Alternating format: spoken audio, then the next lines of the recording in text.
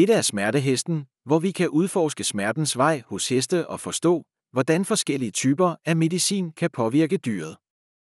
Se, hvordan smertesignalet bevæger sig gennem kroppen, og hvordan vi kan smertebehandle bedst muligt.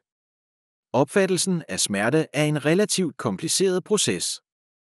Smertehesten kan være en god hjælp til at forstå de overordnede principper i smertesignalets rejse fra stimuli til hjernens opfattelse. Med forståelse for de forskellige trin i smertesignalets rejse fra traumet til hjernen, har vi bedre mulighed for at anvende multimodal smertelindring bedst muligt.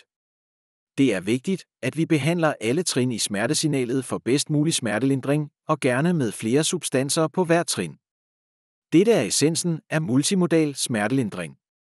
Nociception, transduktion. Nociception kan overordnet ske på 3 måder: mekanisk, varme eller kemisk.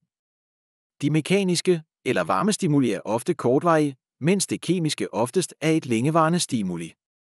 Transduktionen involverer flere processer, der sammen aktiverer den primære afferente nociceptor. Transmission. Det nociceptive signal transmitteres fra periferien til det centrale nervesystem, rygmarvens dorsale horn, via aksonet tilhørende den primære afferente nociceptor. Modulering og hypersensibilisering.